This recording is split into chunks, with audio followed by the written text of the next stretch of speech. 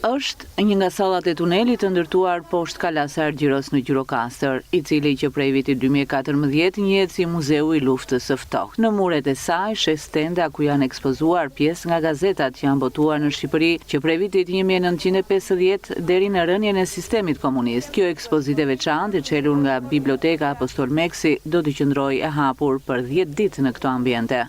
Nga fondi i saj ka qelur ekspozitën në tunel, e cila është nga shtypi i viteve 50-90. Jemi përpjekur të përzgjedhim materialet që kanë bërë histori gjatë asaj periudhe, të cilët kemi pra që fillon bunkerizimi i Shqipërisë, tunelet, bunkeret që janë ndërtuar, festivali i këngës së 11, kemi periudhën e viteve 67-70 që ishte prishja e kishave dhe e xhamive, të cilët kanë lënë gjurmë në historinë tonë.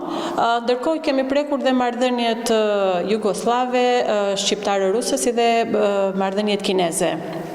Këtë ekspozitë kemi menduar të hapim në tunel për arsye se, siç e përmenda, pjesën kryesore kemi tek bunkerizimi i vendit dhe meqense tuneli është një atraksion i tillë, menduam që ekspozitën të hapim këtu.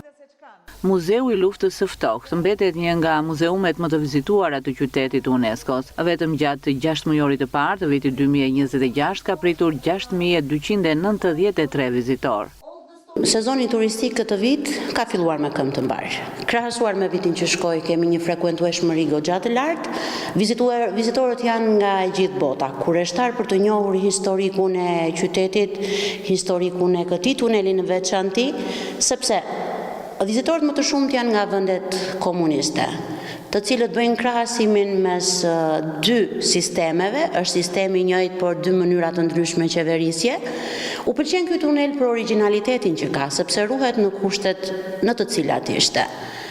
Këto pak materiale që janë në tunel paraqesin me të vërtet një rëndësi të madhe të historisë së kohës, bashkangjitur dhe me guidën që e bën interesante vizitën brenda tunelit.